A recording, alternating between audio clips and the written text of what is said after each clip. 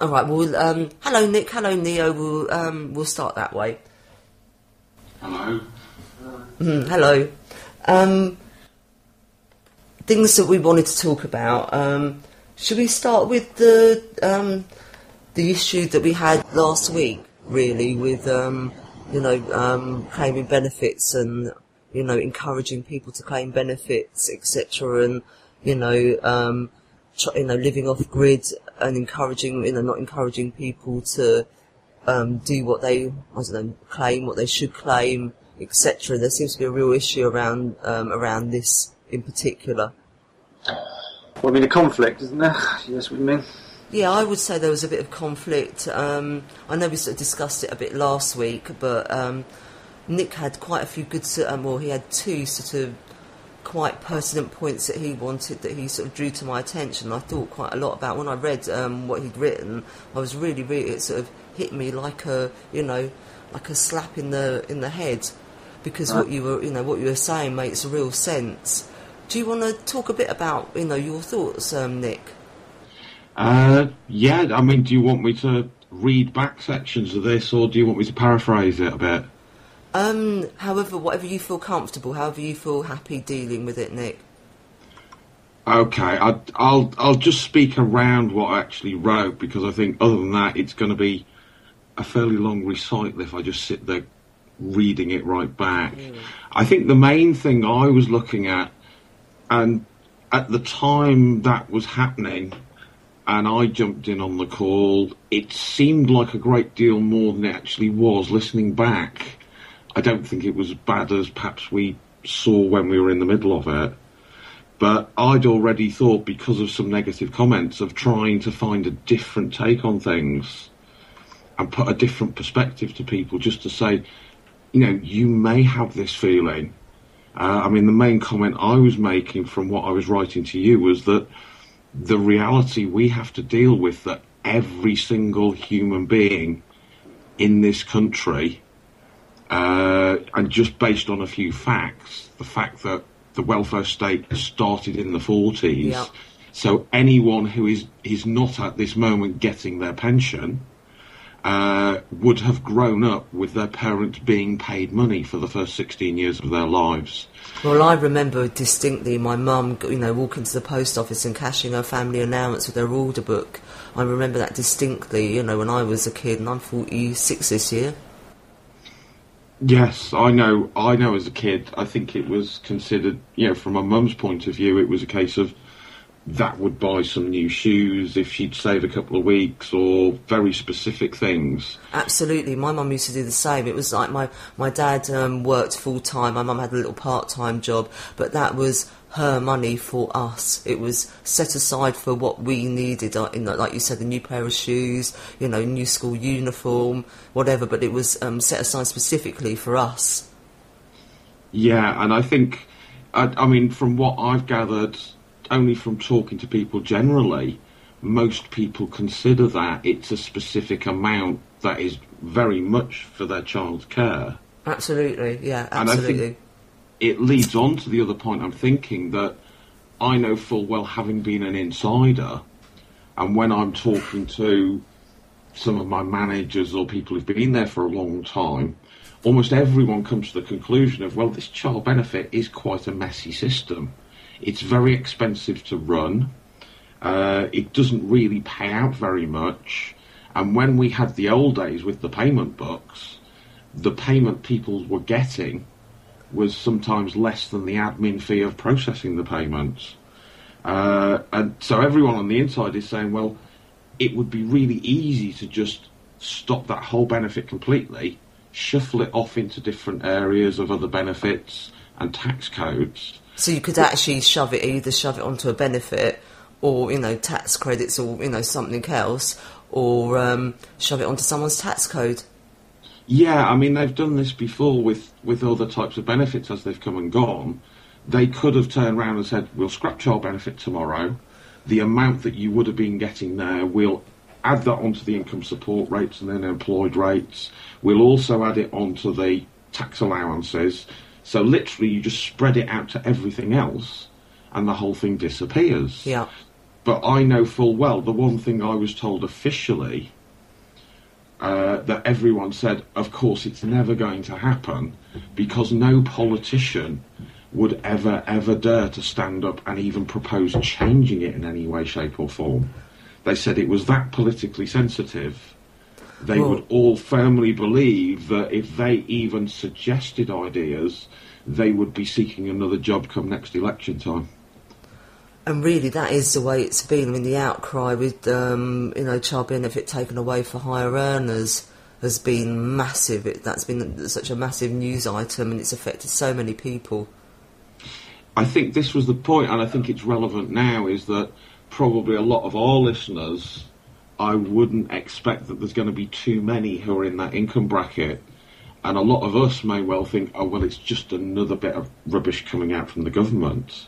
But the significance from inside, I think, is really important. Yeah, the that's fact massive. that they're making that change, and it's the one benefit that has been going to everyone.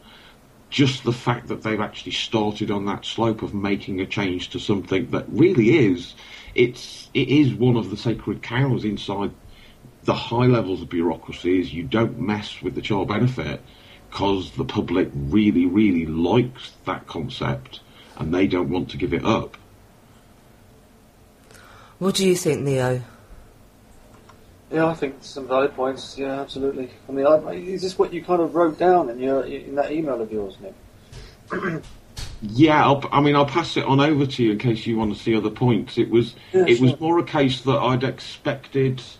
I think before the show I'd been seeing a couple of things coming out, and I just wanted to put a different angle on how to look at things, of saying, anyone who decries benefits, bear in mind, you grew up with them. They were put in place before you were even conscious enough to know what was going on. So basically, everyone that's talking about, not claiming benefits have had benefits in their lives, whether they've, appreciated it, known it or not. And whether or not they want to move away from that system is really irrelevant, I think. I think, I'm not going to decry someone if they want to go out and do it. And, there are people doing it now, and we've spoken to someone recently who's been trying it. I think it's a brilliant thing, and if people start to get solutions from being out there and can feed it back, that's fantastic stuff. I don't think there's many people who wouldn't want to look at an off-grid lifestyle here. Quite, yeah, absolutely, I agree. But I think the people who are holding back realise there's so many stumbling blocks and other things they have to sort in their life that make it, they can't just get up and do that straight away. So I'm saying, I'm going to say hats off to anyone who's prepared to go out and go it alone like that. Oh, me too. I hold my hat up to anyone that is living off grid. It can't be easy. And of course it's something we would all love to do, but our circumstances are all different, and that's what I don't think people appreciate. They don't take time to look at what other people have got to do to enable that lifestyle for themselves. Absolutely. And your issue about what you were talking about, your point about child benefit, and you also raised the point about call centres. Do you want to talk a bit about that as well? That was really something that came to me in the writing process. It was a few different things that had come together. And I think the main thing, child benefit flagged it up because they are all dealt with. Every single child benefit claim all goes through one single office. And Newcastle. It's an absolutely enormous complex. I've had it before when I've had to chase stuff going in there, and the staff turn around and say, well, if it only arrived a couple of days ago, it might not be here for another 3 or 4 days. They're actually saying a piece of paper can take a week to work its way through the building. It's that sort of scale. Well, can you imagine if they're paying every single person with a dependent child under the age of 19, if they're in full-time education, non-advanced education, then you're talking about a massive amount of the population, aren't you? So you've got to have, enough people to be able to administer that. Also, they do all the HRT tests, all the EU stuff that comes through. So it's a massive job. Oh, I think it's generally, once they get everything up and running, the benefit claim itself is fairly straightforward. Yeah. But when we were involved, you would actually see where the people had to do the work. The most common one we would get quite often would be, say, one single parent, and I'm going to have to be very careful about avoiding gender stuff here. Yeah. One single parent who's getting the child benefit requires the ex-partner to take them on for a time, and somehow things break down, but the ex-partner cannot then access the benefits because everything hinges on that child benefit. Always in the local offices, if someone's saying, my kids have been dumped on me and I'm trying to look after them, I want to claim. Because you can't claim for a child, if someone else has had to care for the child prior to you claiming child benefit, you have to wait 12 weeks before you can claim for that child. 3 months is an awfully long time when you're looking after a child, and that means, as you say, you can't access other benefits easily. And that, I think that's even assuming everything works out. Where you get a couple who don't get on too well, the children may have moved, but if the person holding the child benefit book wants to avoid letters or, not actually send it back, or they just keep drawing the payments, the child benefit people aren't too bothered. No, you're right, they're not. It's the people at the other end who are saying, we need you to make the decision because every other benefit relating to those children flows from that. Yeah. And it's very hard sometimes to get the urgency to them. And it does become very sticky because we end up stuck in the middle of a great many things, including all the past history of whatever was in that relationship. Yeah, because you've got to make a decision based on...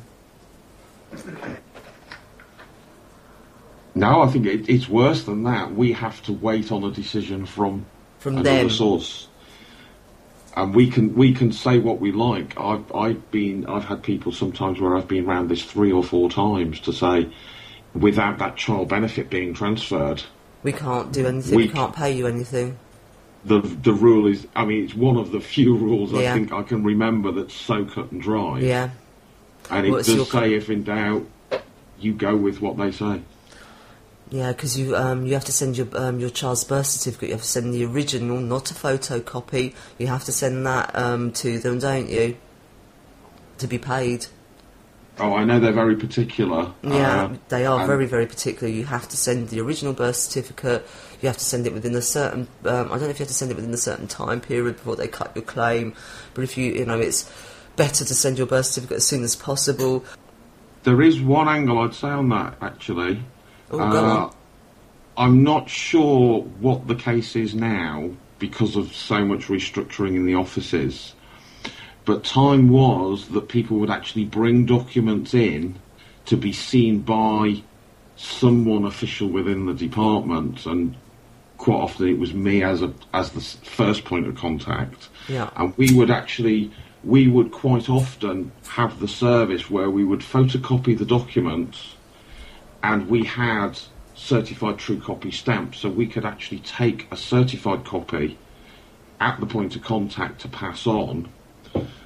They do still do that. They do still do that at some centres. Yeah, and I know we had a spate with this with when people were bringing medical certificates which would get lost. I was getting so cautious about it. I was doing copy on both sides, then putting a date stamp, then the true copy stamp, and then running another copy off to give back to the person to say, this proves this paperwork has been in this building, should you have any problems. but it's having to be that thorough so that when it does go wrong, everything's in place to fix it. Yeah.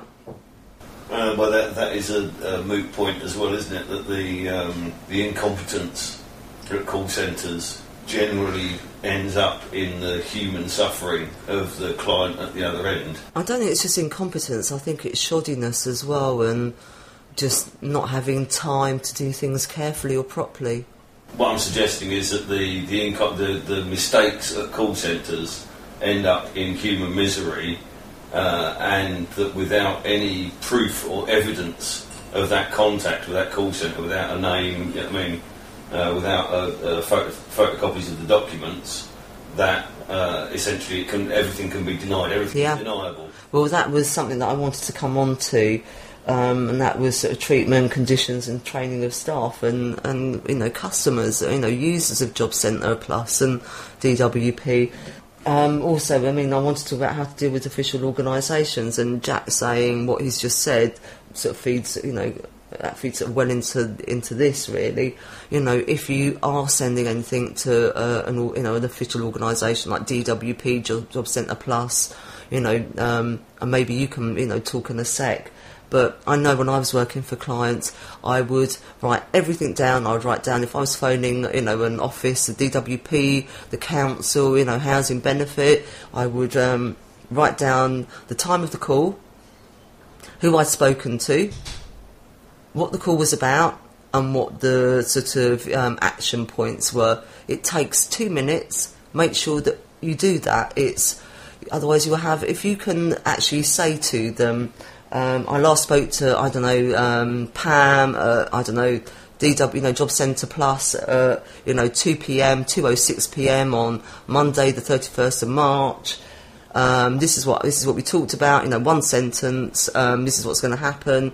One sentence. Keep that with your letters, your correspondence with DWP or whatever organisation it is. So that's with phone calls.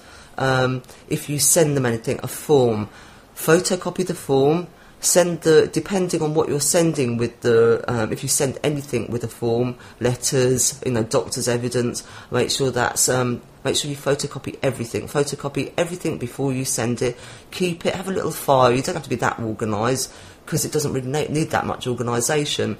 Just remember when you talk to them, write it down. When you write to them, send everything, photocopy it and send everything.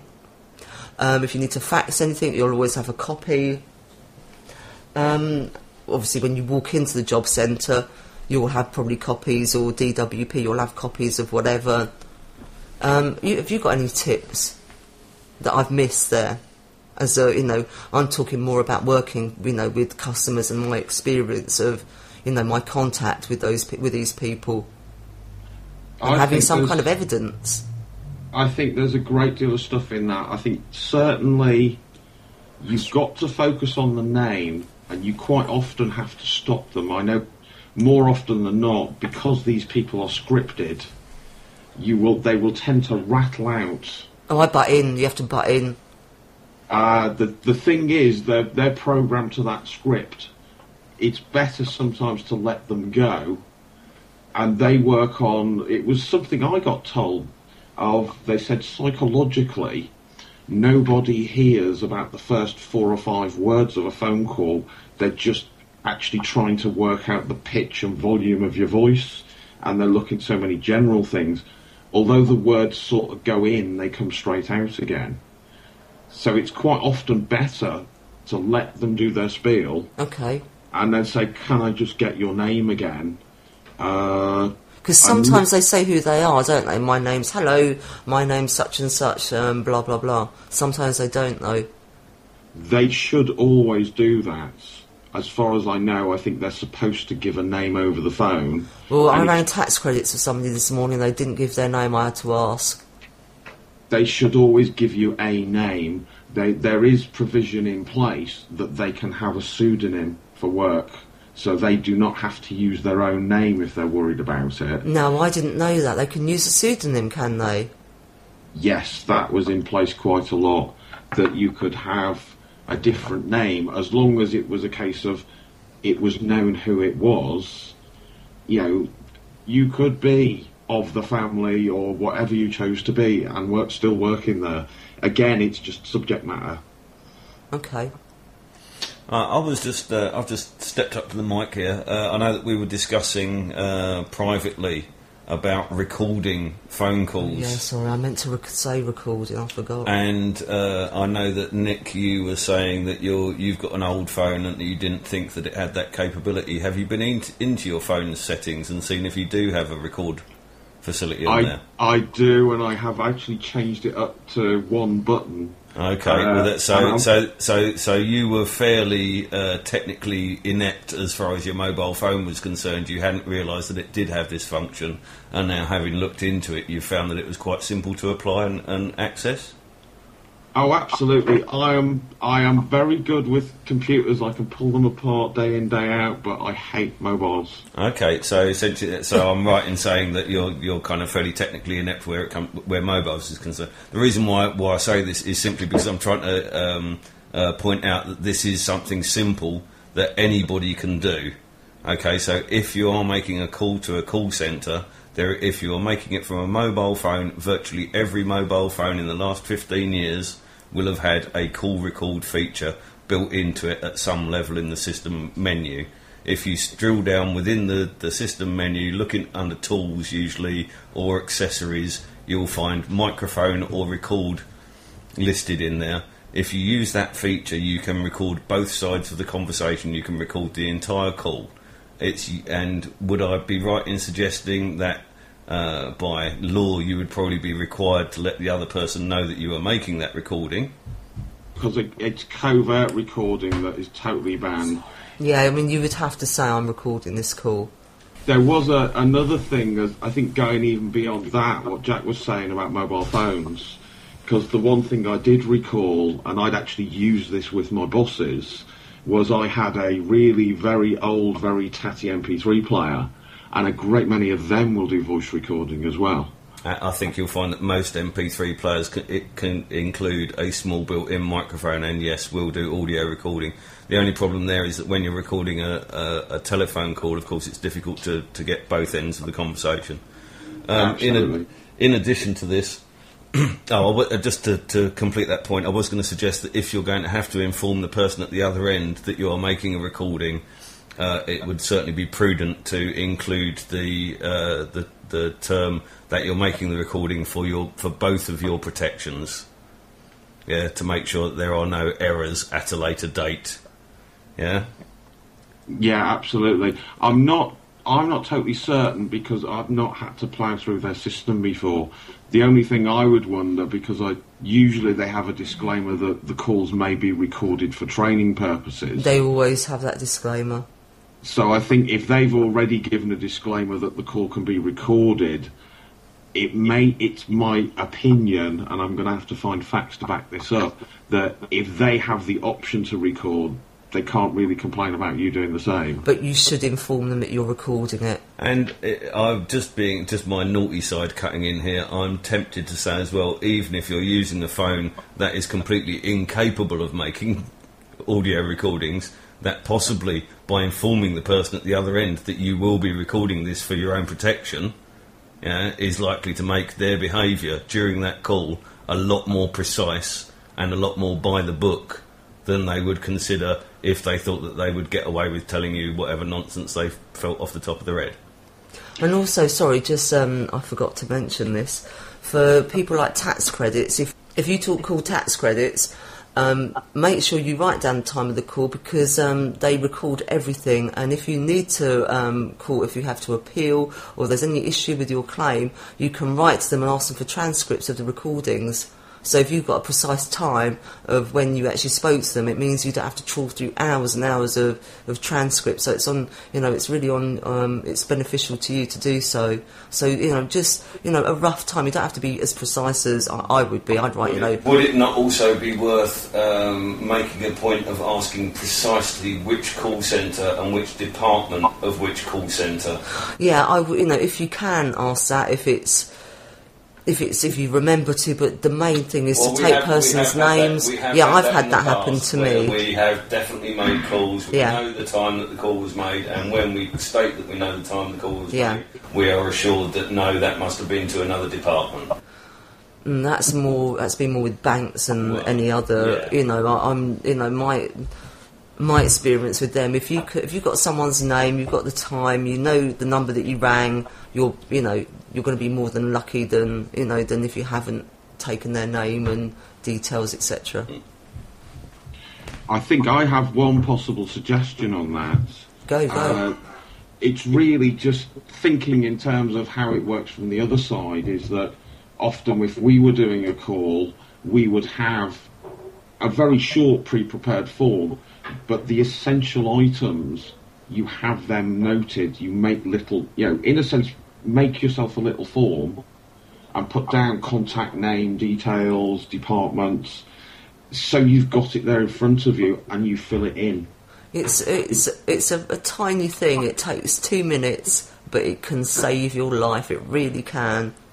Yeah. And it makes you feel so much more confident when you go back to ring them. You know the name of the last person you spoke to. You can read back if it's 6 months, previously. You can, read a sentence that you wrote, you wrote at the time. It will jog your memory and you'll think, oh yeah, that's what we talked about. And the rest of the conversation will come to you.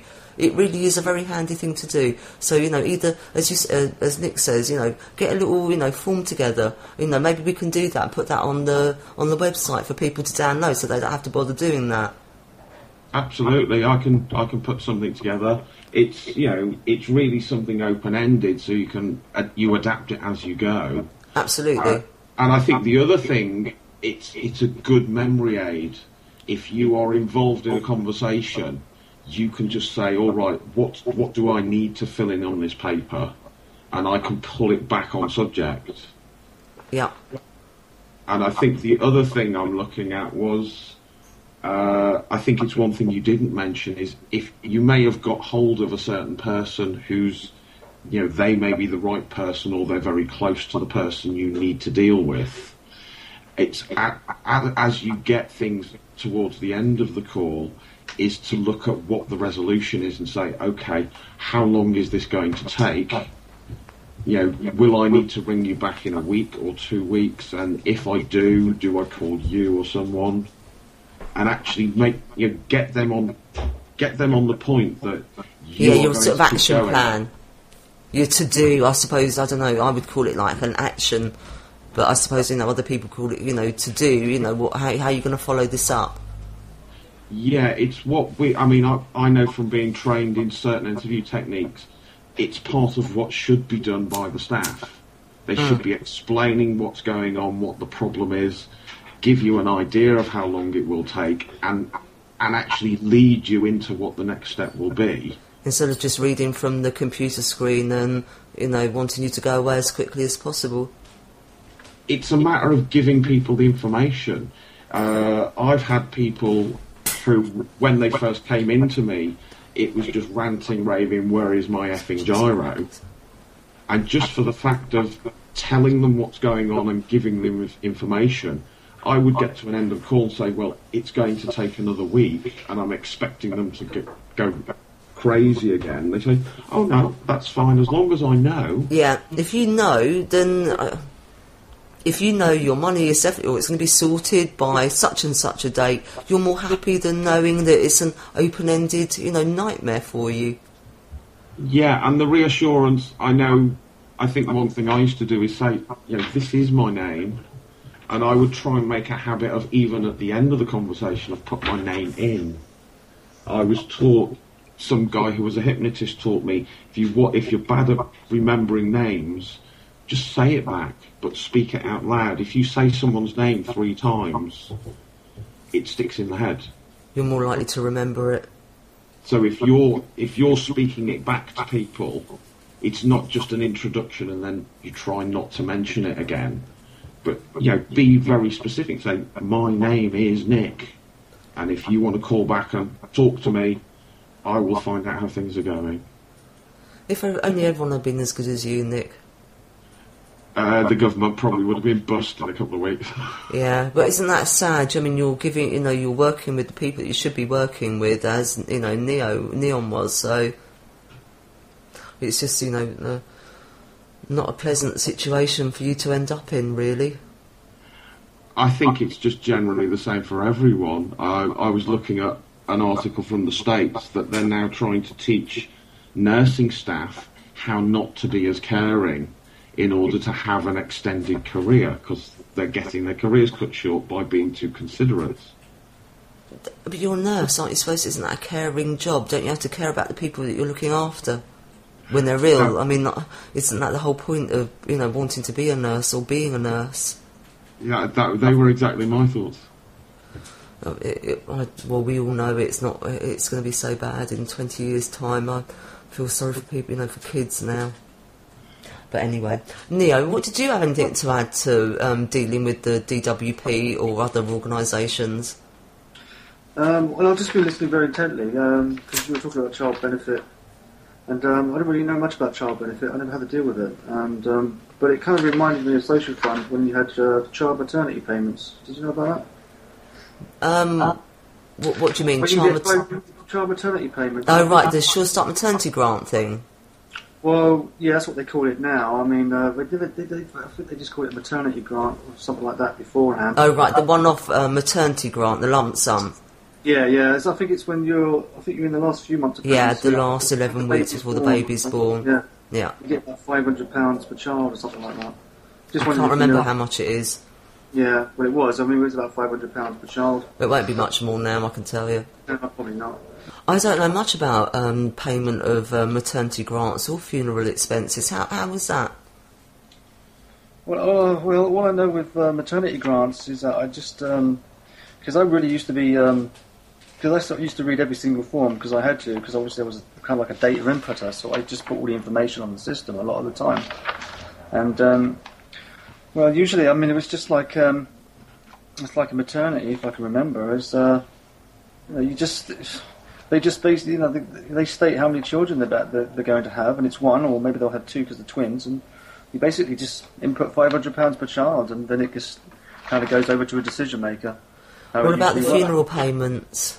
Funeral payments, well, think about that. I never saw, or I never, when I spoke to the people who dealt with that, because they had to be trained they had to go through quite a vigorous training. Well, I would hope so. You're dealing with people that have just lost someone they love. Well, absolutely, yeah, because, you have to be trained in, how to deal with people who are in, a very bad state, or in, what's their closest relative.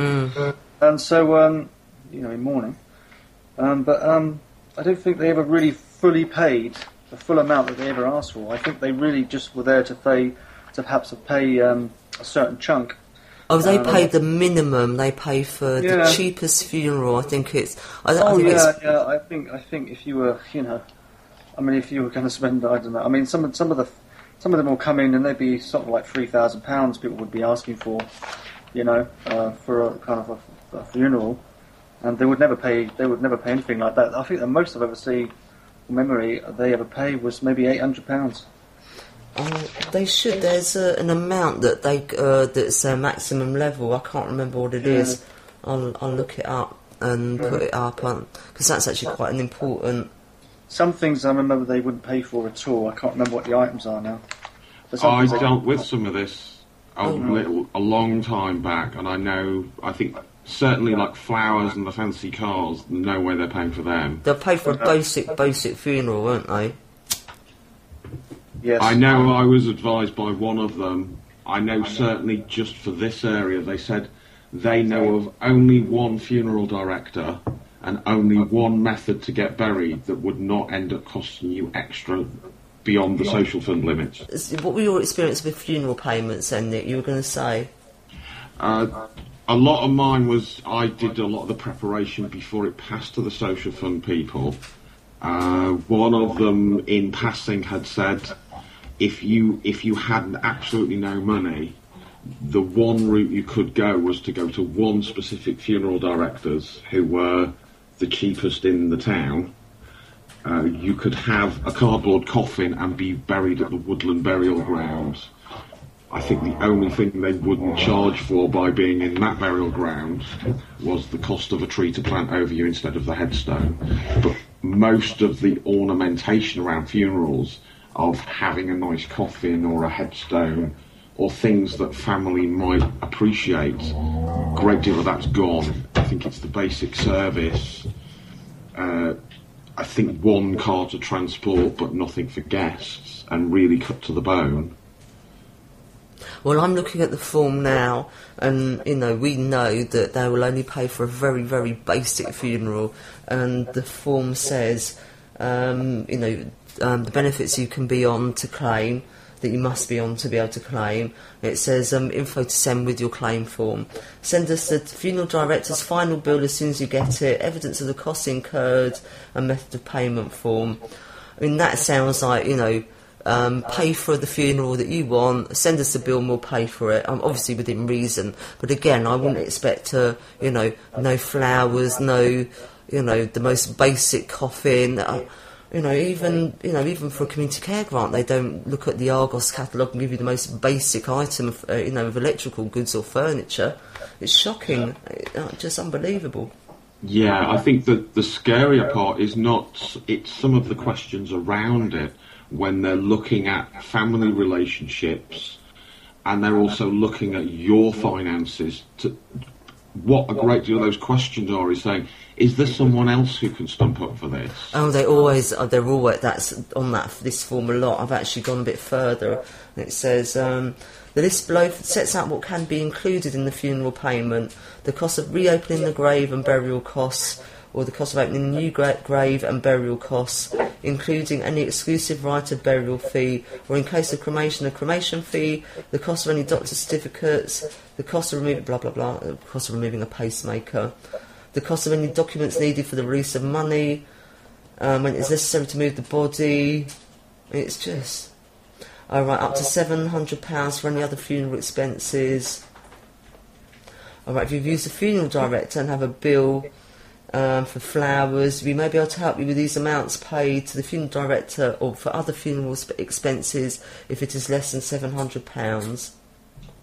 That's not a great deal for additional expenses. I think the best resource for anyone who's having to deal with that is the funeral directors themselves. They take a great deal of care. They deal with the forms all the time and just that, and they keep an eye on how the law changes. So your advice would be to, if you are on benefits and you do have to, ask for help towards the funeral costs, then talk to the funeral director, and they will help you more. Yeah, and if someone is in any sort of situation, funeral directors are quite nice people. I've had a lot of dealings with them, and I think a lot of people have a lot of problems around death, and I can understand that. But they're very, very good, and their customer service skills are beyond so many other people. Yeah, you're right, they are. And if you're totally unsure, I would say if you can find, normally a local co-op service usually is the best option if you've got that one to use.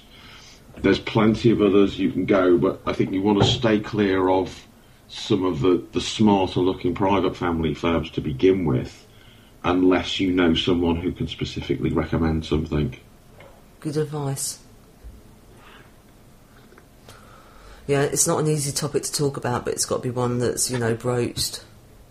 Well, if it's any consolation, I'll tell you what my plans that I've laid out only from knowing this. Go. And I've left word, if anything happens to me and I end up under a bus or something, I said, you phone the council and phone the environmental health and say I have a body needs removing, and let the council take care of it and cover the costs. Because that is, normally if they can't trace someone, that is what happens. But can you ask for that, Nick? Can you make that call if, God forbid, anyone finds themselves in that situation? That will they take that call without, if you know who that person is that's died? The main thing normally is the council will step in if there is absolutely no one linked to them.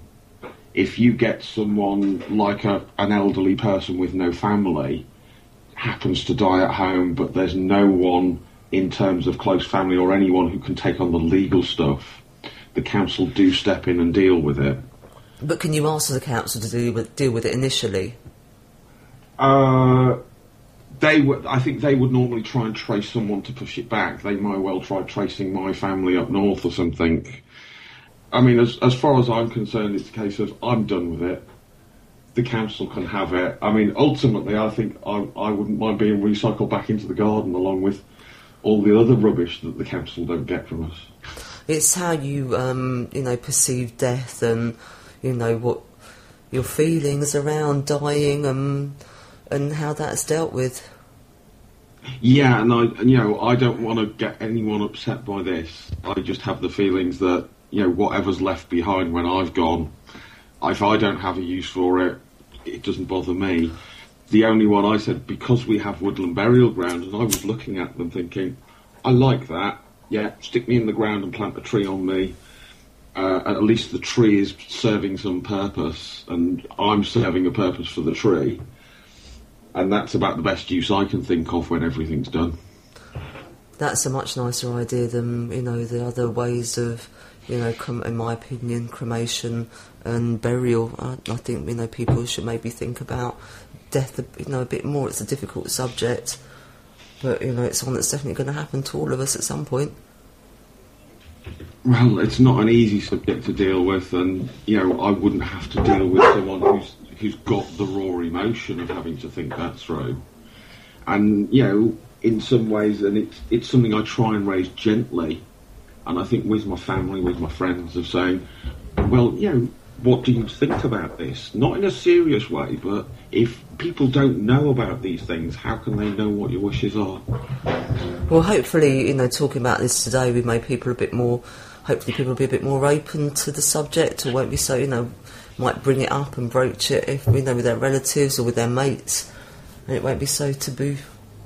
I'd like to talk about treatment and working conditions of staff. Nee, we've been talking loads. Yeah, that's all right. I don't mind listening in, because I can learn things at the same time and bring in input if I feel it's necessary. We're talking about staff being treated really badly, and how this service could equally as easily go to support staff that are being treated badly. I think perhaps that's something to be discussed. I mean, Nick was saying in the how he'd never been trained for the post that he was expected to... Well, Nick was he was counter staff for 6 years with no customer care training, which I find incredible.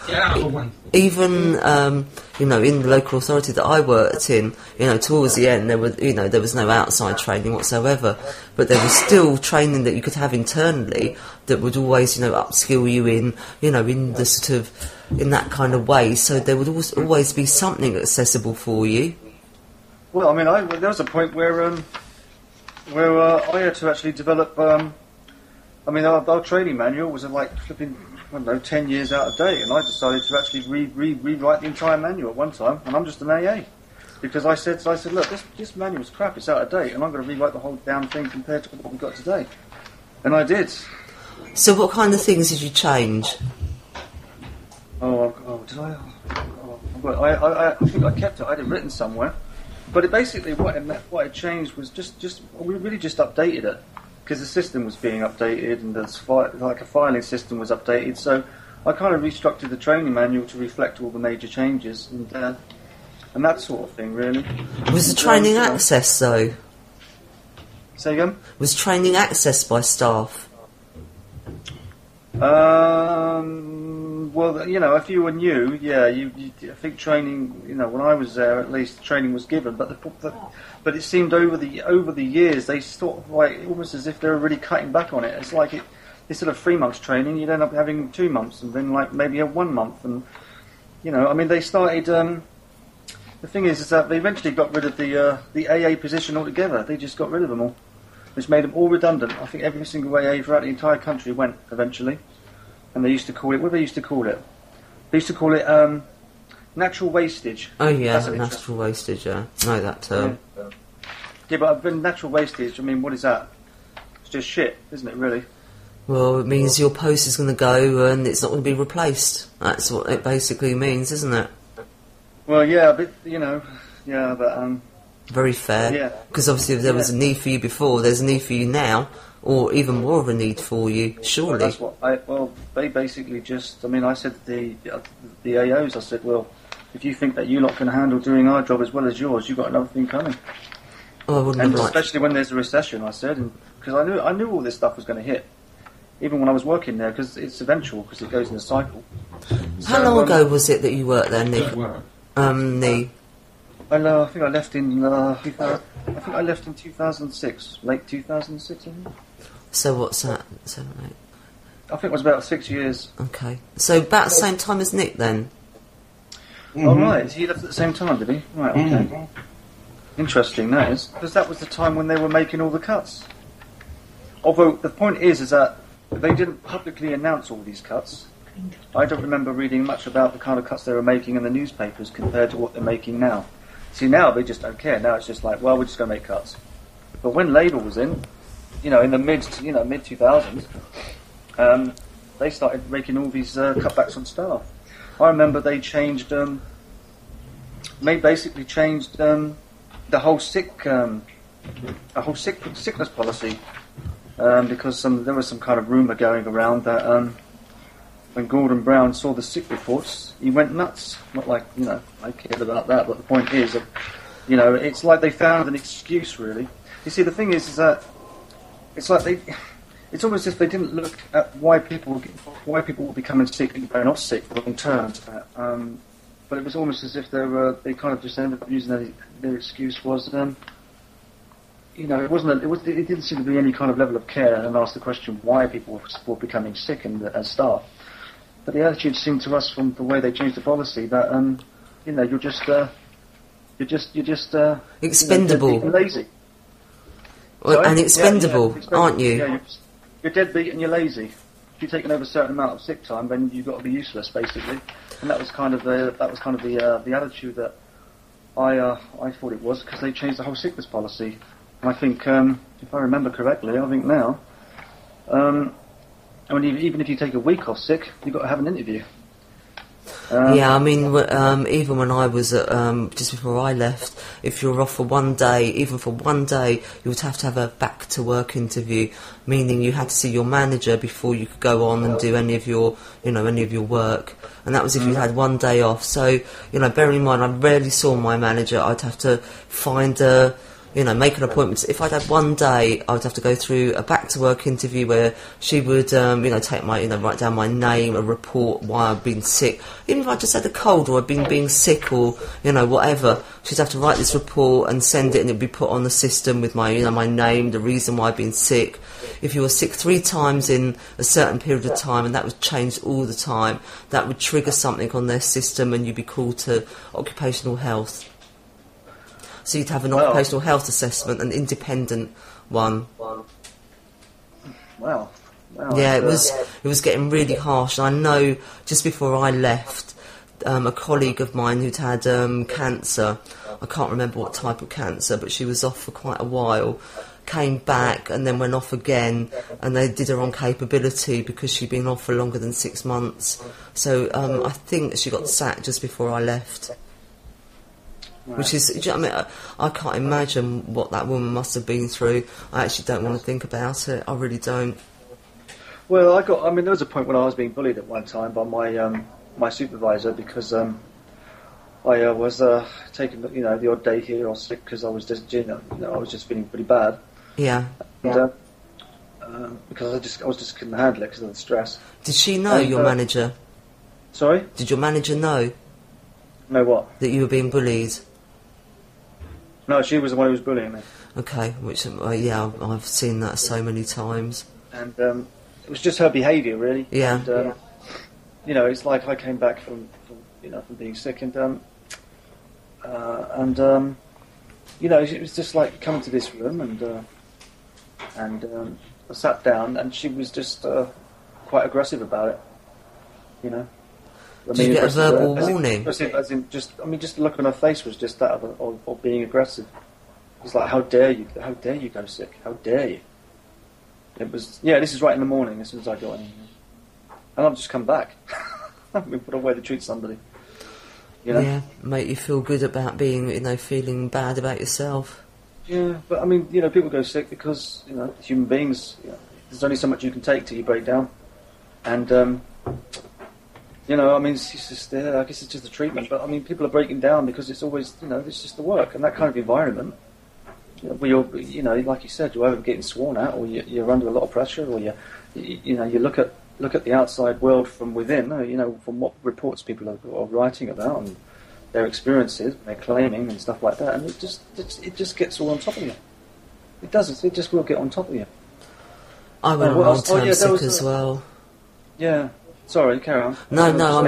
It's. I don't think I've known anyone that hasn't had, you know, serious time off working in these places that has got a heart. So I don't think you can do it with a heart.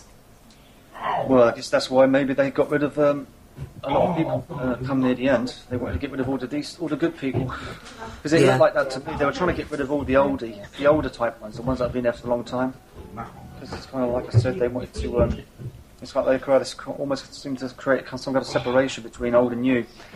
You know, they didn't want the new ones sort of knowing how it used to be, you might say. So, but there was also one time my supervisor. I mean, what was it? I mean, she was trying to make. We had some guy there, and he was a Portuguese guy. I think he was only there working. I think he was only there working temporarily. I suppose. I think he had his visa and that. But you know, he was. Let's just say he didn't take the job too seriously. Let's say, and you know, he sort of pissed about a little bit too much and all that stuff. And our supervisor kind of noticed this, but she decided to basically sort of I don't know, disciplinary action on the individual. Her behaviour was kind of like, let's punish them all for one guy's behaviour. And I remember I'm just sitting there trying to do my job. And she's taken a stack of files, and she's basically slammed them on the table. She's literally slammed them on the table, almost incredibly violently. And she just said 12 o'clock in that kind of manner. Christ! As if to say, I want this done by 12. So she was trying to make almost like some kind of some mad impression on all of us. As if to say, look, I'm flexing my muscles, I'm boss, do as you're told. Yeah, so, it's like they'll let you know, do so much, and then they will enforce their power on you. You will not have fun. Well, I have to be honest, though. I'm going to be honest about this. When she did that, I lost it. Did you? Yeah, I lost it. With her? I already felt stressed. I was already depressed. I couldn't really, you know, I know I was on that point in the job where I knew I was going to end up leaving eventually, and it was a matter of time. But I just didn't want to. I wasn't going to deal with that, and I just lost it. I had a right go at her verbally. Did you? Good for you. What did you say to her? Oh, it was what didn't you say? Something along the lines of, don't you? I mean, you know, verbally loud. Don't you ever dare talk to me like that again? How dare you? Do you think you are? You know, how dare you talk to me like that? And she was kind of like, of course, she kind of threw it back in my face by saying things like, Shane, I think you should learn how to calm down. You should get anger management or something. If I was that angry and someone said that to me, I'd deck them. I know I would. I don't know how you didn't. I know why you didn't. I didn't, because she was, well, it wouldn't look, I mean... No, in that situation I don't think I would, but I'd be so fucking tempted to. Yeah, no, but I mean, yeah... The thing, I mean, I remember that she was. I remember I did go to my upper boss in the end, and I just said, I think I remember asking her to change my supervisor because she was driving me mad. She was just really on my back about things. My actual supervisor. Like I say, the reason why I kind of provoked you into this conversation anyway is just that I think you lot really want to grab this. We're here for the staff by the balls. Yes.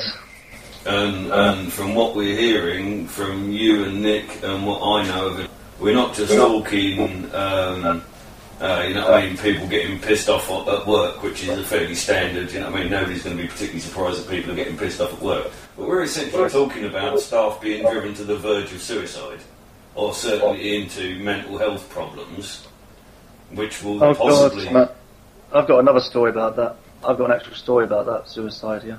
There you go. I mean, this is essentially what we're looking. I mean, the two topics that have kept raising their head over all of this week have been the appalling treatment of staff and the level of suicides amongst clients.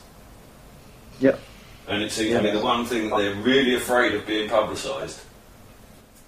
Yeah, because I mean, at the moment they don't realise they think they think that there's an us and them between the staff and the people, but there really isn't, because the same thing's kind of happening to both of them at the moment. That they are quite together, that there is a togetherness there, but they don't realise there is. Well, let's foment that togetherness, eh? Yes, yeah, because I think they're trying to keep that separate. You see, that's the whole thing. I mean, you could say the same thing with the people and the way the police are being run, but it's just us and them. You know, where in the past there used to be a togetherness. It's the community again. It's just to break up the community, because they're all part of the community. Yeah, I mean, there's. Oh, you were talking about suicide earlier, Jack, weren't you? Yeah. Well, there was. Now, you know, this is obviously when I was there. This is the story they told me. So I can only assume that it's accurate to the way they said it. It was apparently all over the newspapers back in the mid '90s, or early mid '90s. I don't know if you even remember it, but there was a big caption, and it was called "Killed by the CSA." Do you remember anything like that? Yeah, I do. Yeah. Do you remember that? Yeah, I do. Now, apparently, this had to do with my area. There was a young guy, I think he's only in his early 20s, and of course, you know, young guy meets girl gets pregnant, they have sort of family, that sort of thing, right? But, you know, there's a bit of a break-up in the relationship, blah, blah, blah. Of course, you know, next thing you know, CSA are basically after his arse. And this guy ended up killing himself because he just couldn't handle the pressure of the CSA on his arse all the time. Only thing is that... and this is I mean, you know, suicide being shocking enough, but the bigger shock of that is that the guy was working for the CSA at the time. He was working for the CSA and he was being pursued by them. Yeah. Would I be right in thinking that was the case where the gentleman in question left the CSA documents essentially as his suicide note? I don't remember that much, yeah, but he was a young guy, and yeah, it was quite shocking, you know. So it's like his employer hounded their own employee to death, you might say. Well, that's just unbelievable. I mean, CSA are wicked anyway. Yeah, I know. Yeah, they get treated like shit as well at the CSA, the staff, believe me. Their managers they really are quite strict. Well, very strict, especially about things like sickness and attendance and everything. They got really strict kind of compulsory rulings about a lot of stuff there. That must be a joyous place to work. I don't know anyone that's worked for CSA. Although it's changed its name now. I don't know. I can't remember what the new name is. Child and something enforcement something. Yeah, that tells you a lot, doesn't it? Really. I mean, enforcement. There you go. I'm sure the word enforcement's in that. I'm sure the Ministry of Groupthink was involved in coming up with that particular working title. I can't remember what it is, but it's something. It is. I'm sure the word enforcement's in it. I remember somebody who worked at a call centre told me that the way they're treated, again, it's you know, with the way they feel and how they wish they could go on strike, but they're kind of under threat because the management kind of makes excuses and threatens them by saying, you know, from what I heard, things like, well, if you don't like it, leave, resign, or, well, you know, you could go on strike, but we'll just reopen the call centre in India. Because and that's what they would do, and it is, yeah, and because I know the whole system being as it is, they could literally just open that up somewhere, open up the entire thing electronically on computers in another country that easy. So they're all under threat. Everybody's under threat. So it's you know, nasty, really crazy. And working under those sort of conditions must be. I know some call centre staff in council tax they answer council tax calls for the local authority here. They work in the same building that I used to work in. I went up there to see them, just to have a personal sort of chat thing. And I went up there, and the stuff that when they had been told to say one thing and one thing only to callers, not to engage with a customer for longer than 2 minutes. One of my friends was talking to somebody about registering the death of their partner on the phone, and the man he'd been talking to them for longer than 2 minutes. So the manager came and started tapping the desk and looking at her watch, saying, chop chop, you've been on the phone for longer than 2 minutes. If you're talking to somebody whose partner has just died and they're sobbing their heart out down the phone to you, what kind of person are you if you just say, really sorry, got to take the next call, bye, and hang up? Yeah, I know. And these people, they've got these, the banner, the banner sort of digital info, stuff ahead of, above their heads, the whole time, saying, remember to ask your customer to pay their council tax online. Remember to ask your customer to, have they paid their housing benefit? Remember to ask your customer. And that's, that's above their head on like a roll all day. So that's all they're seeing. They've got 2 minutes to answer a call. How helpful are you going to be under those circumstances? How are you going to feel knowing that, if you're off sick because for whatever reason that they want to, temp your job out to someone else? Because that's what they want to do, because temps are cheaper. Although there are new rules around temps, so I think that's changed slightly since I was there. Yeah, I mean, the EO position, that's now not even become a decisionary position in the call centre. It's basically just become a spy position, to be honest, because all they do is because it's all logged, I mean, it's the system, the computer system, it's all based on time. Yeah. They just sit there all day looking at logs. When people go log in, log out, log in, log out, and they just check all the times. And if you're over a time limit, they come out and bollock you. And you've got to answer so many calls within a certain period of time, otherwise there'll be questions. Yeah. And what a way to work. Say again? Sorry, what a way to work. Yeah, I know, it's disgusting. Unbelievable. Yeah, it's disgusting.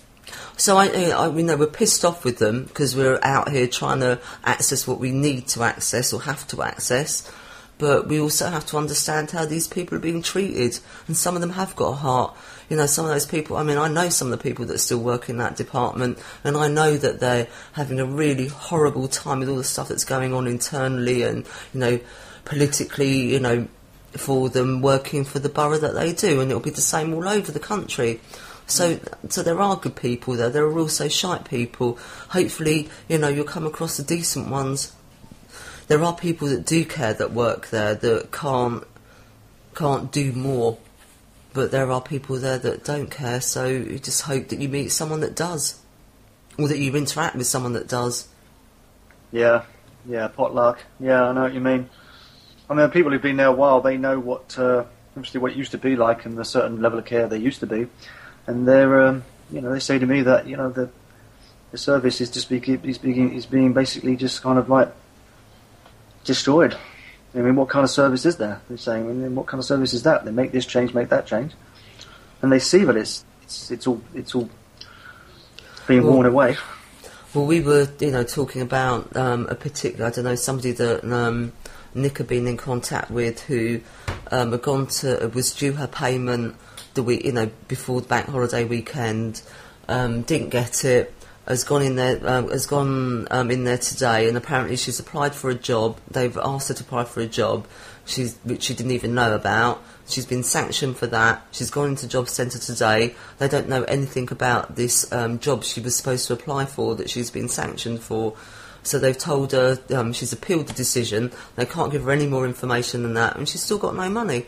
Where does that leave somebody? You've been there. You've told them, I've been told to apply. I've been told I've been sanctioned because I didn't apply for a job, but I didn't know I was supposed to apply for this job. I've told you that. You know nothing about it, and I've got to appeal against this, and still I've got no money. Yeah. And that's not an uncommon story, that scenario, over various, different bits. It will be all over the country. Everyone will know someone that's happened to. Yeah, I know, it's bad. I mean, it kind of looks to me there's just the people in the job centres or whatever. They just don't seem to. I don't know if it's them who don't trust, I'm not saying that they don't trust people or who people go in there, but it's like the system in itself and their training is common. It's almost as if, that's part of the non-trust between government and its people, and government just doesn't seem to trust the people to it's really bad. And that's why the government becomes tyrannical, because it just doesn't care anymore. It just doesn't trust the people anymore to believe. It doesn't, It doesn't believe them. It's like, well, it doesn't matter what the people say. They just, don't trust them. The staff could, they could just give the benefit of the doubt and just say, okay, fine, all right, well, just go on as normal. They don't have to sanction them. But I think it's like when I spoke to the woman the other week. She should have known better, considering her age. She just, we were talking about, I said, well, she said, we're monitored all the time. And I said, how do you mean you're monitored? They do audits and all this kind of stuff. And I said, who does? And I said, well, this department. I said, what department? She said, well, I don't know. They just kind of, apparently, they sort of turn up whenever they feel like it. And I'm thinking, well, this is just so Big Brother, isn't it? It's like there's this, secret department somewhere. Spooky and scary, I know. Yeah, it's just fear. And I said, well, she said, it's all Big Brother and all of that. And she just, big smile, she accepted that. I was really careful what I looked at work. Really, really careful. There were certain things I wouldn't look at. Just, they could access all your emails, they could access what you were looking at on the internet. I wasn't going to, give them any ammunition, And it's really Big Brother now with, the internet, and, they had where I worked, they had a separate technical department, and I know they were bloody spying on everyone. Well, I think that's why they shifted the whole thing onto the Windows operating system. To be able to spy.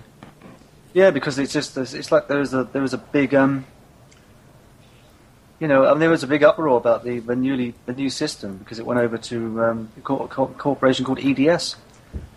And it was just terrible. Just a terrible system. It kept on crashing, it was full of bugs, it was just crap. And the thing is, I did a bit of research into EDS at one time, and the EDS, I think at the time, during 95, not 95, sorry, 2005 or 2006, is that they were the corporation trying to make bids for the for the national ID card at the time that Labour was going on about. Remember that? Oh my God, were they? With the ID card? Yeah, they're the ones who wanted the contract to be able to develop and to manufacture the biometric identification card as well. Great. Yeah. And I told some of the staff that, they couldn't believe it. Really? Unbelievable. Yeah. So that's just, there you go, there's another example right there. In fact, CSA sued EDS and they won because their system was so crap. They pay an awful lot for these computer systems as well. They pay so much money. I know even a database for, that would hold certain information about children's centres was phenomenal. The maintenance payments that were due on those websites and databases were incredible and really costly. Yeah, it's just crazy. Crazy. You're on the radio tomorrow, aren't you? Yeah. Are you going to be around? Yeah, I should be. Yeah, I've done my job hunting, so... Yeah, I've got to go sign on Friday. Nick, I hope take it easy, go and rest, and we'll see you tomorrow. I'll catch up to you. I might be back on a bit later if I get this tamed. Yeah, if you don't worry. If you do, you're fine. No problem. We'll catch up with you either later or tomorrow. Fantastic. And you, Nee. Yep, you too. Bye, All Nick. right. See you, boys. Bye-bye. Bye-bye. Bye-bye. Bye.